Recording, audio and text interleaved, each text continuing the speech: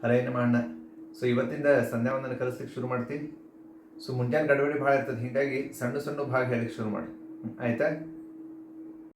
ಹರೇ ನಮ. ಹಂಗ ಮಾಡಿ ನೋಡಿ, ಇವತ್ತು ಒಂದು ಸಣ್ಣ ಭಾಗ ನೋಡು. ಏನಂದ್ರೆ ಇವತ್ತು ಗೋಪಿಚಂದ್ರನ ಮತ್ತು ಮುದ್ರಾಧಾರಣದ ಭಾಗ ನೋಡೋಣ ಹೆಂಗೆ ಮಾಡ್ಕೋಬೇಕಂತ ಹೇಳಿ. ಸೊ ಅದಕ್ಕಿಂತ ಮುಂಚೆ ಈ ಊರ್ದು ಹುಡ್ಕೊಂಡ್ರೆ ಏನು ಧಾರಣೆ ಮಾಡ್ತೀವಲ್ಲ, ಇದರ ಮಹತ್ವ ಪದ್ಮ ಪುರಾಣ ತಿಳಿಸ್ತದೆ. ಅದು ಏನಂತ ಹೇಳ್ತದೆ ಅಂದ್ರೆ, ಯಜ್ಞೋದಾನಂ ತಪಶ್ಚೈವ ಜಪ ಹೋಮಾದಿಕಂ ಚ ಯತ್ ಊರ್ಧ್ವಪುಂಡ್ರಧರಶ್ಚೈವ ತಸ್ಯ ಪುಣ್ಯಂ ಅನಂತಕಂ ಅಂತ ಹೇಳ್ತದೆ. ಅಂದ್ರೆ ಈ ಯಜ್ಞ, ತಪಸ್ಸು, ಜಪ, ಹೋಮ ಇವೆಲ್ಲ ಕರ್ಮಗಳಿಂದ ಮಾಡ್ತೀವಿ. ಆ ಕರ್ಮಗಳಿಂದ ಬರುವ ಪುಣ್ಯ ಅನಂತ ಯಾವಾಗ ಆಗ್ತದೆ ಅಂದ್ರೆ ಊರ್ಧ್ವಪುಂಡ್ರ ಧಾರಣೆ ಮಾಡಿದ್ರೆ ಮಾತ್ರ ಆಗ್ತದೆ ಅಂತ ಹೇಳಿ ಈ ಮಾತದು ತಿಳಿಸ್ತದೆ.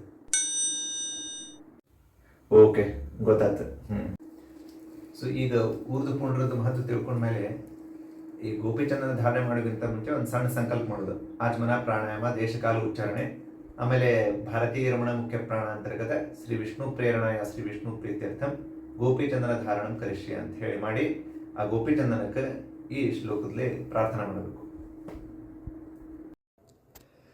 ಗೋಪೀಚಂದನ ಪಾಪಗ್ನ ವಿಷ್ಣುದೇಹ ಸಮುದ್ಭವ ಚಕ್ರಾಂಕಿತ ನಮಸ್ತುಭ್ಯಂ ಧಾರಣಾನ್ ಮುಕ್ತಿದೋ ಭವ. ಈ ಶ್ಲೋಕದ ಅರ್ಥ ಏನಪ್ಪಾ ಅಂತಂದ್ರೆ, ಎಲೆ ಗೋಪಿಚಂದನವೇ, ನೀನು ಪಾಪ ಪರಿಹಾರಕ ಶಕ್ತಿ ಉಳ್ಳವನು, ನೀನು ವಿಷ್ಣು ದೇಹದಿಂದ ಬಂದವನು, ನೀನು ಚಕ್ರದ ಚಿಹ್ನೆ ಉಳ್ಳವನು, ನಿನ್ನನ್ನು ನಾನು ಧರಿಸಿದ್ದರಿಂದ ನನ್ನನ್ನು ಪಾಪರಹಿತನನ್ನಾಗಿ ಮಾಡು ಅಂತ ಹೇಳಿ. ಸೊ ಈಗ ಗೋಪಿಚಂದನ ಧಾರಣೆ ಮಾಡ್ಕೊಂಡು ನೋಡ್ಕೊಂಡು ಶುದ್ಧ ನೀರು ತಗೊಂಡ, ಶುದ್ಧ ನೀರು ಎಡಗೈ ಒಳಗೆ ಹಾಕೊಳ್ಳೋ ಮುಂದಾಗ ಗಾಯತ್ರಿ ಜಪದಿಂದ ಹಾಕೋಬೇಕು. ಆಮೇಲೆ ಗೋಪಿಚಂದನ ತಗೊಂಡು ತೆಯ್ಯೋ ಮುಂದಾಗ ಓಂ ನಮೋ ನಾರಾಯಣಾಯ ಅಂತ ಹೇಳಿ ತೇಯಬೇಕು. ನಂದು ಪೂಜೆ ಆಗಿದೆ, ನಾನು ತೋರಿಸ್ತೇನೆ ಹೆಂಗೆ ಹಚ್ಕೊಳ್ಳೋದು, ಅಷ್ಟೇ ಹಚ್ಕೊಳ್ಳಂಗಿಲ್ಲ. ಸೊ ಶುಕ್ಲ ಪಕ್ಷ ಒಳಗ ಕೇಶವಾಯ ನಮ ಹಿಡ್ಕೊಂಡ ದಾಮೋದರಾಯ ನಮ ತನಕ 12 ನಾಮಗಳು, 12 ಮುದ್ರಾಧಾರ, 12 ನಾಮಧಾರಣೆಗಳಾಗ್ತವೆ. ಆಮೇಲೆ ಕೃಷ್ಣ ಪಕ್ಷ ಇತ್ತಂದ್ರೆ ಸಂಕರ್ಷಣಾಯ ನಮ ಹಿಡ್ಕೊಂಡೆ ಕೃಷ್ಣಾಯ ನಮ ತನಕ. ಸೊ ಮೊದಲು ಶುರು ಮಾಡೋದು ಹಣಿಗೆ ಶುರು. ಮೊದಲೇನ ಶುಕ್ಲ ಪಕ್ಷ ಅಂತೇಳಿ ಕೇಶವಾಯ ನಮಃ, ನಾರಾಯಣಾಯ ನಮಃ ಹೊಟ್ಟೆ ಮಧ್ಯಭಾಗ, ಮಾಧವಾಯ ನಮಃ, ಗೋವಿಂದಾಯ ನಮಃ, ವಿಷ್ಣವೇ ನಮಃ ಬಲಗಡೆ, ಮಧುಸೂದನಾಯ ನಮಃ,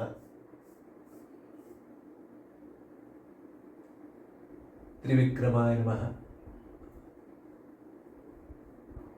ವಾಮನಾಯ ನಮಃ ಎಡಗಡೆ ಹೊಟ್ಟೆ ಮೇಲೆ, ಶ್ರೀಧರಾಯ ನಮಃ, ಋಷಿಕೇಶಾಯ ನಮಃ, ಪದ್ಮನಾಭಾಯ ನಮಃ ಬೆನ್ನದ ಹಿಂದಗಡೆ, ದಾಮೋದರಾಯ ನಮಃ ಇಲ್ಲಿ ಗೋಣದ ಹಿಂದ್ಗಡೆ. ಆಮೇಲೆ ಸಂಪ್ರದಾಯ ಪ್ರಕಾರ ಇಲ್ಲಿ ಬಲಗಡೆ ಇಲ್ಲಿ ಎದಿ ಮೇಲೆ ಇಲ್ಲಿ ಶ್ರೀವತ್ಸಾಯ ನಮಃ ಅಂತ ಹೇಳಿ ಹಿಂಗೆ ಹಚ್ಕೋಬೇಕು, ಆಯ್ತಾ? ಒಂದು ಲಾಜಿಕ್, ಯಾಕಂದ್ರೆ ನಮಗೆ ಗೊತ್ತಾಗಂಗಿಲ್ಲ ಹೆಂಗೆ ಹಚ್ಕೋಬೇಕಂತ ಹೇಳಿ. ಇದು ಒಂದೇದೇ ನಾವು ಹಚ್ಕೋತೀವಿ, ಅದು ಶುಕ್ಲ ಪಕ್ಷ ಇದ್ರೆ ಕೇಶವಾಯ ನಮಃ ಹಣಿಯಿಂದ ಶುರು ಮಾಡ್ತೀವಿ. ಆಮೇಲೆ ಡೈರೆಕ್ಟ್ ಕೆಳಗೆ ಬಾಟಮ್ ಅಪ್ ಅಪ್ರೋಚ್, ನಾರಾಯಣ ನಮಃ, ಮಾಧವಾಯ ನಮಃ, ಗೋವಿಂದಾಯ ನಮಃ. ಆಮೇಲೆ ಬಲಗಡೆ ಬರ್ತೀವಿ, ಬಲಗಡೆಯಿಂದ ಮತ್ತೆ ಮೇಲೆ, ಬಲಗಡೆ ಮೇಲೆ ಹೋಗಿ ಮುಂದಾಗ ಇಲ್ಲಿ ಹೊಟ್ಟಿ ಮೇಲೆ, ಆಮೇಲೆ ಇಲ್ಲಿ ಬಲಭುಜ, ಆಮೇಲೆ ಗೋಣದ ಹತ್ತಿಕ. ಅದನ್ನ ಅಬ್ಸರ್ವ್ ಮಾಡಿದೆ ಅಂದ್ರೆ ಕೆಳಗಡೆಯಿಂದ ಮೇಲೆ ಬರ್ತೀವಿ. ಇವನ್ ಕಡಿ 2 ನಾಮಗಳು ಇಲ್ಲಿ ಬೆನ್ನಿಗೆ ಹಚ್ಕೊಳ್ಳೋ ಮುಂದಾಗ ಕೂಡ ನಾವು ಅದನ್ನ ಇಲ್ಲಿ ಹಿಂದಿಂದನೇ ಶುರು ಮಾಡ್ತೀವಿ. ಸ್ವಲ್ಪ ನೆನ್ಪಿಟ್ಕೊಂಡ್ರೆ ಈಸಿ ಆಗ್ತದೆ ಹಚ್ಕೊಳಕ್, ಆಯ್ತಾ? ಏನ್ ನಿನ್ನ ಪ್ರಶ್ನೆ ಏನು? ಇಲ್ಲಣ್ಣ, ಏನೋ ಪ್ರಶ್ನೆ ಇಲ್ಲ. ಈ ಚಕ್ರ ಮುದ್ರೆ ಧಾರಣೆ ಮಾಡೋ ಮುಂದಾಗ ಈ ಮಂತ್ರ ಹೇಳಬೇಕು. ಸುದರ್ಶನ ಮಹಾಜ್ವಾಲ ಕೋಟಿ ಸೂರ್ಯ ಸಮಪ್ರಭ ಅಜ್ಞಾನಾಂಧಸ್ಯ ಮೇ ನಿತ್ಯಂ ವಿಷ್ಣೋರ್ ಮಾರ್ಗಂ ಪ್ರದರ್ಶಯ. ಇದರ ಅರ್ಥ ಏನಂತಂದ್ರೆ, ಸುದರ್ಶನ ಚಕ್ರವೇ, ನೀನು ದೊಡ್ಡ ಜ್ವಾಲೆಗಳಿಂದ ಕೂಡಿರುವ ಆಯುಧ, ಕೋಟಿ ಸೂರ್ಯರ ಬೆಳಕುಗಳುಳ್ಳ ನೀನು ಅಜ್ಞಾನದಿಂದ ಕುರುಡಾದ ನನಗೆ ವಿಷ್ಣುವಿನ ದಾರಿಯನ್ನು ತೋರು ಎಂದು ಇದರ ಭಾವ.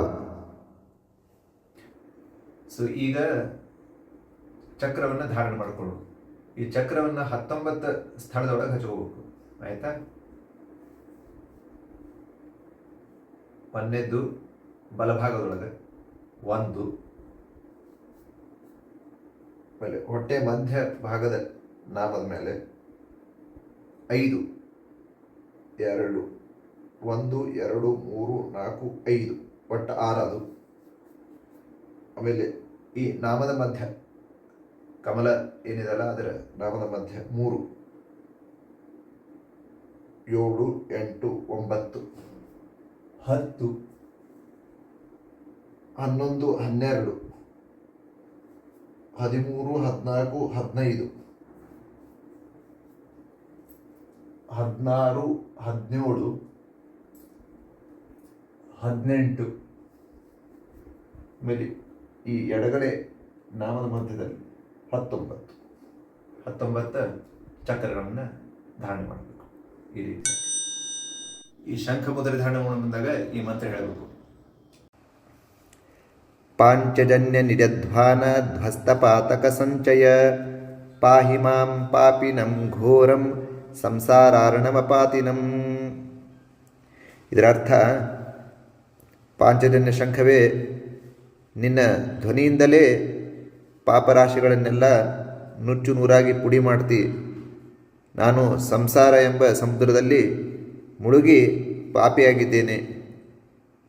ನನಗೆ ಎಚ್ಚರಿಕೆ ಕೊಟ್ಟು, ನಿನ್ನ ಶಬ್ದದಿಂದ ಎಚ್ಚರಿಕೆ ಕೊಟ್ಟು ಜ್ಞಾನ ನೀಡಿ ರಕ್ಷಣೆ ಮಾಡು ಅಂತ ಹೇಳಿ. ನಾವೀಗ ರೋಡೊಳಗೆ ಹೋಗ್ತಿರ್ತೀವಿ, ಎಲ್ಲೋ ಲಕ್ಷ ಇಲ್ಲ, ಹಿಂಗೋ ಗಾಡಿ ಬರ್ತಿರ್ತಾವೆ ಹಿಂದಿಂದ. ಆ ಗಾಡಿ ಬಂದು ಹಾರ್ನ್ ಮಾಡೋಣ ನಮಗೆ ಹೆಂಗೆ ಒಮ್ಮೆ ನಾವು ಎಚ್ಚರಾಗಿ ಆ ಫುಟ್ಪಾತ್ ಮೇಲೆ ಬರ್ತೀವಿ, ಅದೇ ರೀತಿಯಾಗಿ ಇಲ್ಲಿಯೂ ಕೂಡ ನಮ್ಮ ಸಂಸಾರ ಎಂಬ ಸಮುದ್ರದಲ್ಲಿ ನಾವು ಮುಳುಗಿ ಹೋಗ್ತಾ ಇದ್ದೀವಿ. ನೀನು ನಿನ್ನ ಆ ಶಬ್ದದಿಂದ, ಆ ಪಾಂಚಜನ್ಯ ಶಂಖದ ಶಬ್ದದಿಂದ ನಮಗೆ ಜ್ಞಾನವನ್ನು ನೀಡಿ ರಕ್ಷಣೆ ಮಾಡು ಅಂಥೇಳಿ ಇದರ ಅರ್ಥ ನಾವು ತಿಳ್ಕೊಬೇಕು. ಆಮೇಲೆ ಈಗ ಶಂಖವನ್ನು ಧಾರಣೆ ಮಾಡ್ಕೋಬೇಕು. ಶಂಖ 10 ಸ್ಥಳದೊಳಗೆ ಧಾರಣೆ ಮಾಡ್ಕೋಬೇಕು. 1 ಎಡಗಡೆ ಹಣೆ ಮೇಲೆ ಇಲ್ಲಿ 1, ನಾಮದ ಮ್ಯಾಲೆ ಎಡಗಡೆ ಹೊಟ್ಟೆ ಮೇಲೆ 2, 3, 4, 5, 6, 7, 8, 9. ಆಮೇಲೆ ಇಲ್ಲಿ ಬಲಗಡೆ ನಾಮದ ಮಧ್ಯ 10. ಗದಾ ಮುದ್ರೆ ಧಾರಣೆ ಮಾಡುವುದಕ್ಕಿಂತ ಮುಂಚೆ ಈ ಮಂತ್ರ ಹೇಳಬೇಕು. ಬ್ರಹ್ಮಾಂಡ ಭುವನಾರಂಭ ಮೂಲಸ್ತಂಭೋ ಗದಾಧರಃ ಕೌಮೋದಕೀ ಕರೇ ಯಸ್ಯ ತಂ ನಮಾಮಿ ಗದಾಧರಂ. ಇದರರ್ಥ ಏನಂತಂದರೆ, ಬ್ರಹ್ಮಾಂಡ ಎಂಬ ಜಗತ್ತಿನ ಆರಂಭ ಹಾಗೂ ಮೂಲಾಧಾರ ಸ್ತಂಭ ಎಂದರೆ ಗದಾಧರನಾದ ವಿಷ್ಣು. ಅವನ ಕೈಯಲ್ಲಿರುವ ಗದೆ ಕೌಮೋದಕ್ಕೆ.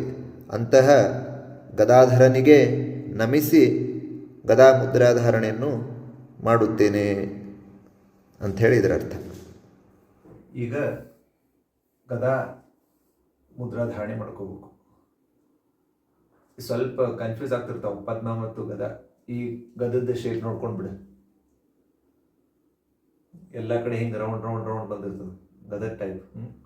ಸೊ ಇದನ್ನ 5 ಸ್ಥಳದೊಳಗೆ ಧಾರಣೆ ಮಾಡ್ಕೋಬೇಕು. 1 ಇಲ್ಲಿ ಹಣೆ ಮೇಲ್ಭಾಗ,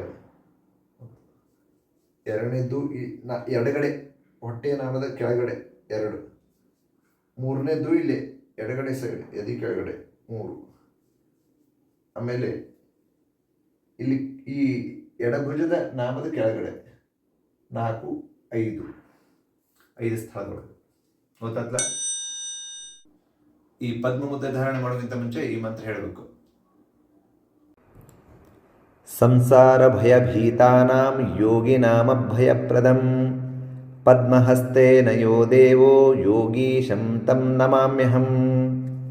ಇದರ ಅರ್ಥ, ಸಂಸಾರದ ಭಯದಿಂದ ಗಾಬರಿಯಾಗಿ ನಡುಗುವವರಿಗೆ ಹಾಗೂ ಯೋಗಿಗಳಿಗೂ ಕೂಡ ಅಭಯ ನೀಡುವ ಆ ವಿಷ್ಣು ಕೈಯಲ್ಲಿ ಪದ್ಮವನ್ನು ಧರಿಸಿದ್ದಾನೆ.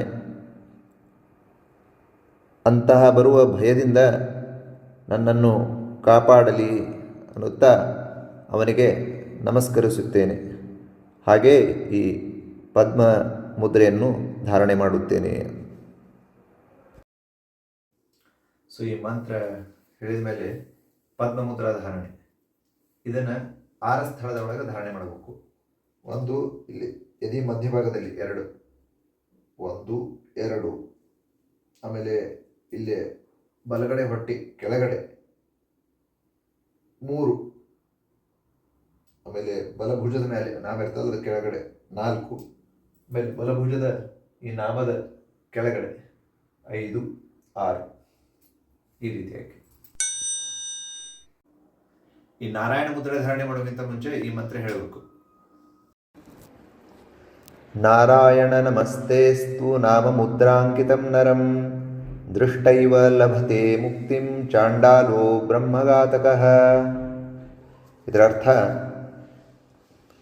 ನಾರಾಯಣ ಮುದ್ರೆ ನಿನಗೆ ನಮಸ್ಕಾರ. ನಿನ್ನ ನಾಮ ಮುದ್ರೆಯಿಂದ ಅಂಕಿತನಾದ ಮನುಷ್ಯನನ್ನು ಕಂಡರೂ ಸರಿ, ಬ್ರಹ್ಮಘಾತಕನಾದ ಚಂಡಾಲನು ಸಹ ಮುಕ್ತಿಯನ್ನು ಹೊಂತಾನೆ. ಇನ್ನು ಧರಿಸಿದ ನಾನು ಪವಿತ್ರನಾಗುವುದು ನಿಶ್ಚಯ ಅಂತ ಹೇಳಿ. ಸೊ ಈಗ ಇದು ಕಡಿದು ನಾರಾಯಣ ಮುದ್ರೆಯನ್ನು ಧಾರಣೆ ಮಾಡಬೇಕು. ಇದು ಭಾರಿ ಈಸಿ. ಎಲ್ಲೆಲ್ಲ ನಾಮಗಳನ್ನು ಧಾರಣೆ ಮಾಡಿವಿ ಅದರ ಮೇಲೆ ಇದು ಆ ಸ್ಥಳದಲ್ಲಿ ಇದನ್ನು ಹಚ್ಕೋಬೇಕು.